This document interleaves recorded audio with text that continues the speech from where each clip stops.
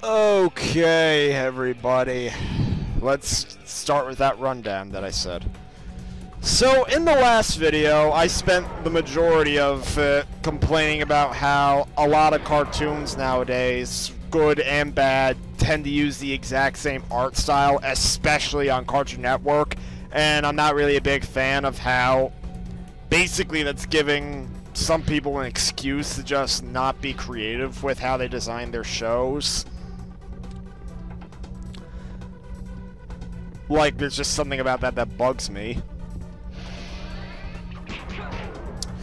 But, I was saying that to show that I'm not out of touch with the shows that are on the air today, I'm going to name as many as I can. On Nickelodeon, well, there's the obvious bad ones like Sanjay and Craig and Breadwinners I've complained about, and I've seen the videos that Mysterious Mr. Enter has posted on them. But then I do know that there actually are some good shows on Nickelodeon right now. Like, the TMNT 2012 series is said to be decent. I know there was one show that starred a bird, like, I know the first, was it Harvey Beaks? Yeah, I think that's what it was called. Yeah, I heard that one was decent too. It was from the guy who made Chowder on Cartoon Network. But, supposedly, it keeps going on hiatus. Or at least that's what I heard, I don't know. Then again, Nickelodeon was doing promos for it the other day when my sister was watching SpongeBob. So, oh, and by the way, SpongeBob and Fairly Odd Parents are still on the air, even though they're kind of going through seasonal rot. Even though I hear SpongeBob's getting better, but Fairly Odd Parents not really. And then there was a show called Pig, Goat, Banana, Cricket that I only know about because of... What was his name again? The guy who does, like, the top 10 list of, like, the worst cartoons, best cartoons. Like, I need to look up what his name is again. I'll link his channel. I only know about that show because of his top 10 list of the worst cartoons on Nickelodeon. And that show, Pig, Goat, Banana, Cricket, that I just mentioned, it looks fucking creepy.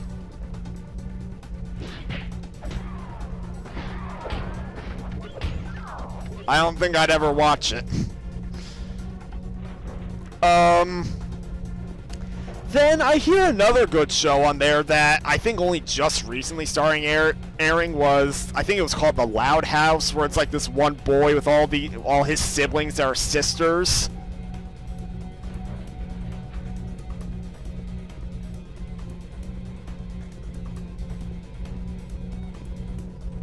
And you know, huh.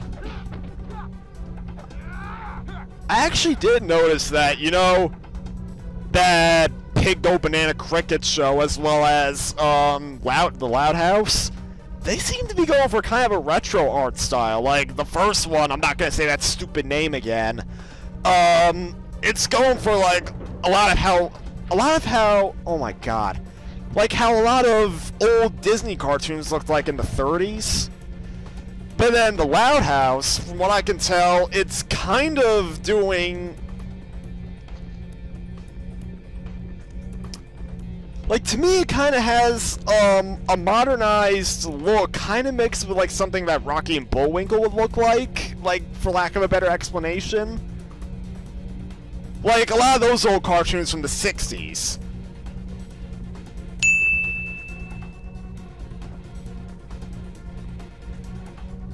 Like, that's what it kind of looks like to me, but, And where's this last enemy?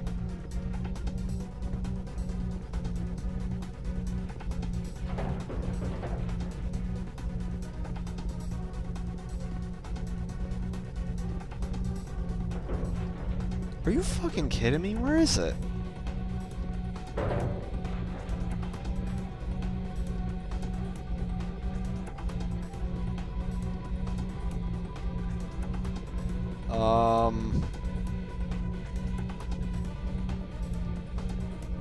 Oh!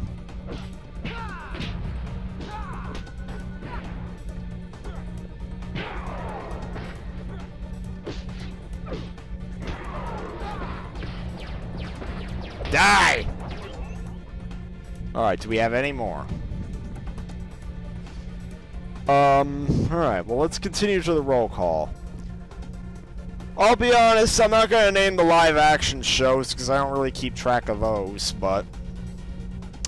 Now we move on to Cartoon Network. I already named off a lot of them. There's Adventure Time, there's Regular Show, there's Gumball, there's, I think Gumball kind of has a unique take where they put like live action images on top and kind of like computer graphics in front of like your standard 2D characters. And that, but to be honest, that's one of the only unique looking shows I've seen on Cartoon Network. So, what else they got? Oh my god. They also have, well, Steven Universe, Clarence, the Powerpuff Girls reboot, Uncle Grandpa.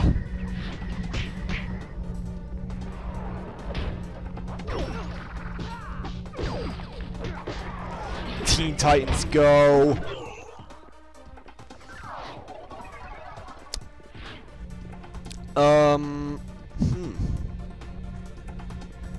And I got it. And then they also have that show with the bears in it. I don't know if I missed any, but that's like the ones I can name right now. And then for both Cartoon Network and Disney XD, since they tend to split their shows together, I can't believe I just said Disney XD with a nonchalant voice, because that still sounds like a stupid name to me. Well, there's Star vs. the Forces of Evil, I named that one. Gravity Falls and Phineas and Ferb were on for a while, but I think they just ended, so... Then they also have Pickle and Peanuts, that show where the show creators are fucking trolls. No, literally, anyone who criticizes their show, the show creators will acknowledge them on Twitter and say, hey, we have new fans of our show. I'm not even kidding. Go look it up. I know there was that show, I think it was called Wander Over Yonder, that the original creator of Powerpuff Girls did. I think it's coming to an end soon, is it not? And then, of course, there's also the Marvel stuff. Ultimate Spider-Man, Avengers Assemble, all of that. Then there's also Star Wars Rebels, which I hear is actually kind of decent. And it's also kind of a follow-up to the Star Wars The Clone Wars, the CG show, since some of the characters from it reappear, and they also get some of the actors to reprise their roles. Maybe I have to watch Star Wars Rebels if I can. Because I know the Clone Wars is available to watch on Netflix, but I don't know if Rebels is available anywhere.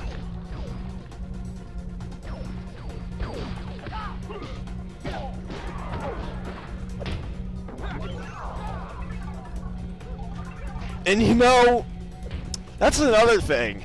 When Disney acquired Star Wars, they made a lot of the expanded universe material non-canon. One of the only survivors of that was the Star Wars The Clone Wars CG series, because when Disney commissioned Star Wars Rebels, they ultimately decided to, well, for one thing, they did budget Star Wars The Clone Wars enough to where they did allow it to finish its final season on Netflix. But then Star Wars Rebels, the show that they made solely on their own, they ended up incorporating references from Star Wars The Clone Wars into it, which proves that Star Wars The Clone Wars is still canon. And the only other forms of media made before the Disney acquisition that's canon are the original trilogy and the prequel trilogy.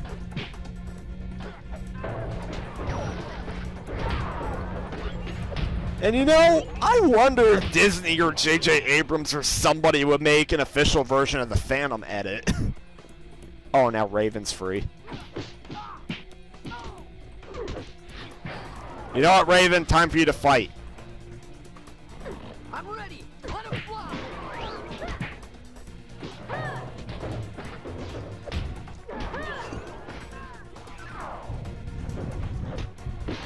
So, yeah, I basically named off a lot of the cartoons on the air nowadays that I can name. So, I don't watch a whole lot of them, to be honest. In fact, the only shows I watch are all live action. I watch all the shows in the Arrowverse, like Arrow, The Flash, and Legends of Tomorrow. I also watch Gotham on Channel 5.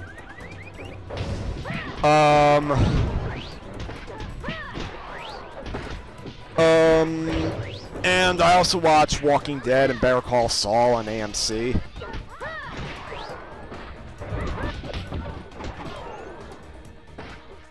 Oh, and also Fear the Walking Dead. Those, well, yeah, I just basically listed all the only current shows I watch. I do not watch Game of Thrones. I do not watch, other popular stuff like... I don't even know the names of other popular stuff. Well, Game of Thrones is obviously the popular choice for a lot of people, but I gotta be honest, I've not watched a single episode of Game of Thrones. And it's not like I can watch it on streaming services, because from what I can tell, it's only available on HBO Go.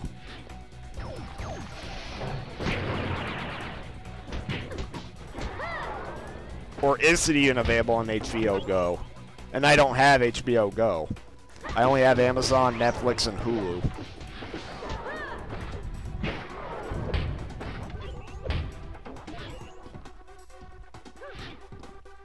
I just realized this video's been going on for a bit. Oops!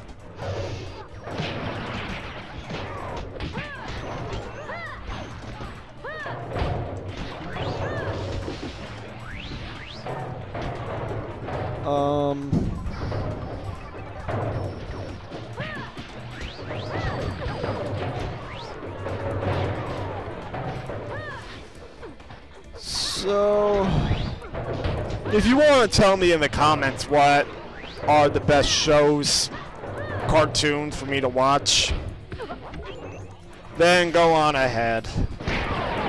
Because I'm kind of lost. I hear a lot of good things about them, but I'm wondering if I'm going to like them.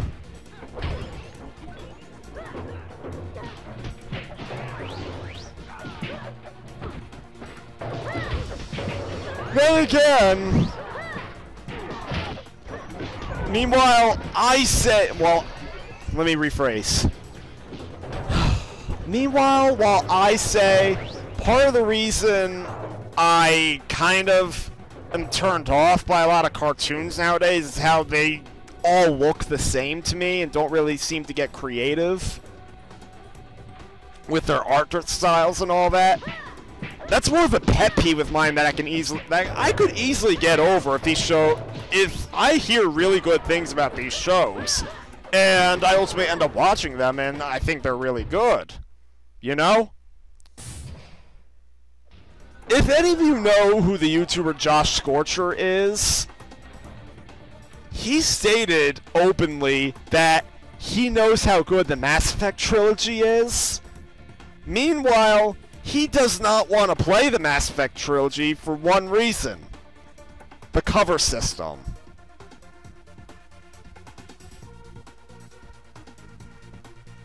That's literally what he said in his videos. He keeps going, in his top 10 list, he goes on and on about how he hates cover systems in third-person shooters, claiming, oh, it's unrealistic, oh, it just makes It basically makes the third-person shooters cheap or something like that. I need to rewatch to see exactly why he hates it, but... Okay, how do we deactivate this? Throw something at him. That should do it. Cyborg's right. Find anything you can throw.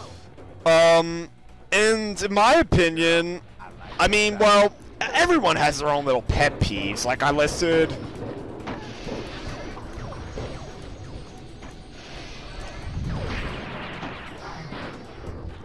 Like, basically, my little pet peeve is that I don't like when everything is the same.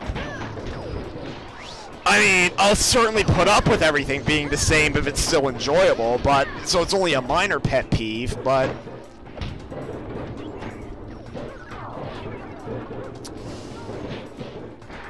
It still amazes me how someone could just refuse to play a great trilogy of games just because of something like that. And besides, in my opinion, why do people... I know it's not just people like Josh Scorcher. A lot of people hate cover systems in third-person shooters.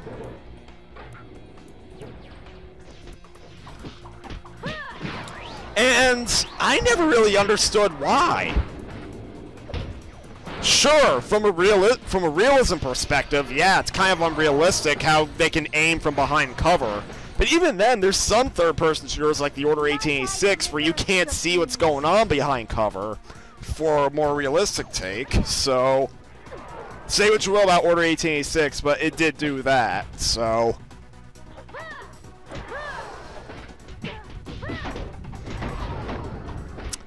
But in my opinion, I never really had a problem with cover systems in third-person shooters. If anything, they kind of give me a nostalgia vibe since I really loved Time Crisis as a kid. And to me, I just view third-person shooters with a cover system as like a version of Time Crisis where you can move around. Literally, there were some points when I was in high school, and even today, where I'm playing a third-person shooter like Gears of War or Uncharted.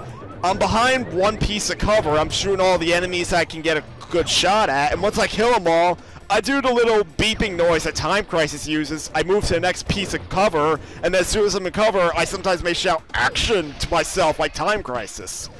Or at least in my head, so...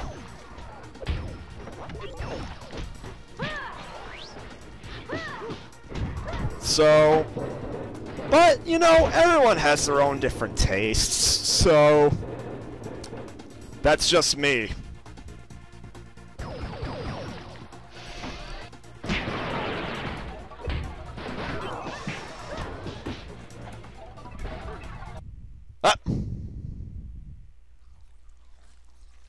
Ew, what the hell is that?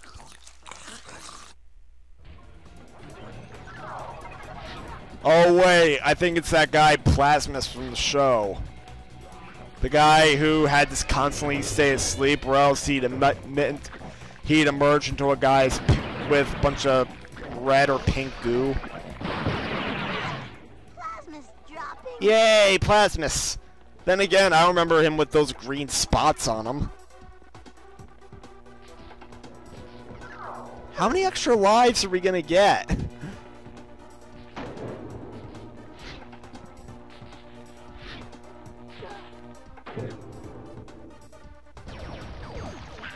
Oh, whoa! Wow. Leave my friends alone! Oh wait, I didn't just say that. Oh wait, maybe my Teen Titans Go personality's taken over. No, my Teen Titans Go persona.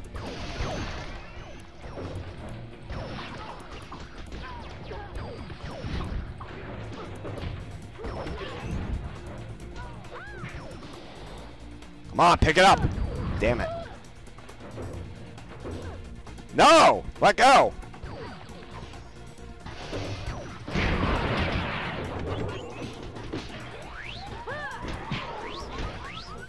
Oh, TNT guy.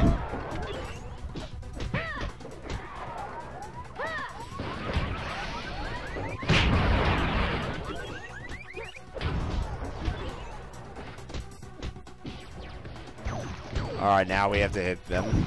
You know, let's get Starfire for that. So the only person we haven't played as tonight is Beast Boy. We're gonna have to do that.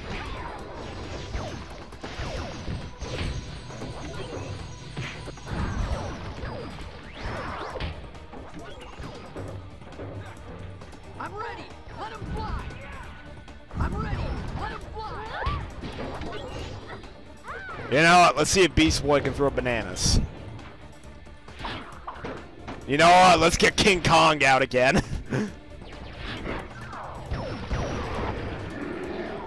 There we go.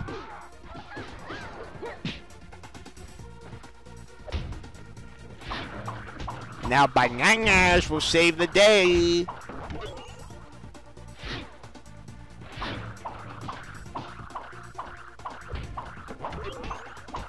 This is ridiculously simple.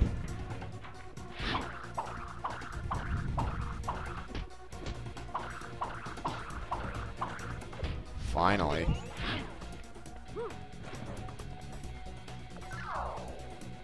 Oh, Jesus. Whoa! Now he has the bull power-up instead of the ram.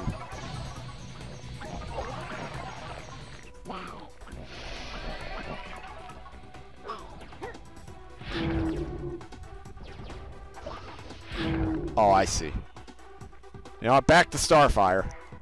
I don't think we gave her enough time.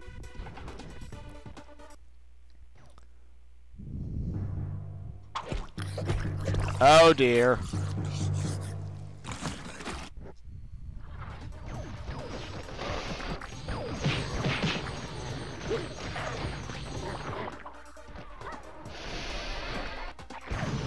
Blow up! Monsters! Freaks of nature! No! Cut it out! Thank you.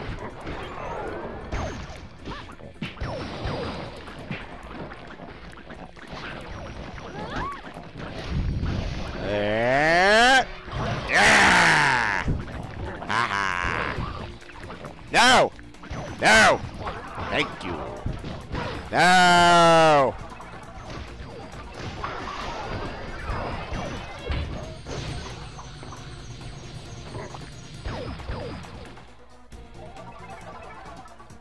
This might work. Alright, that worked. And now where are we?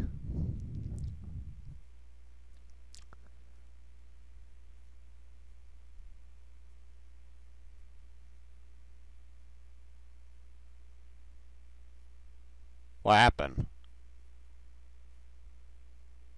Where's the game?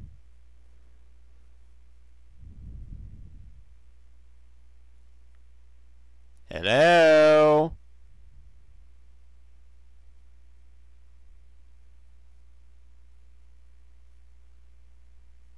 Uh-oh.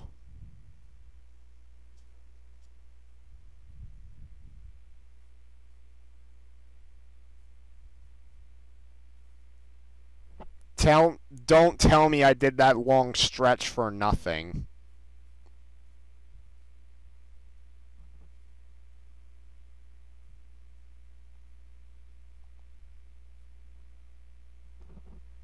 Oh my fucking God.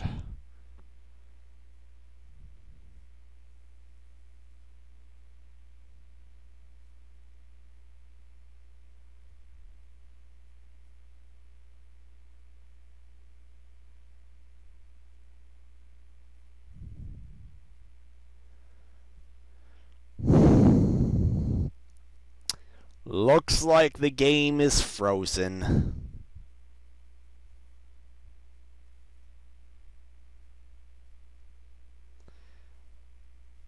So I guess I'm gonna have to call quits in this video prematurely.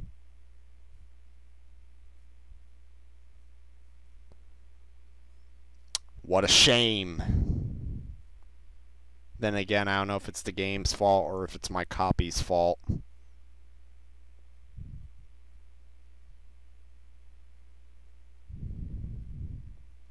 Bye, everyone.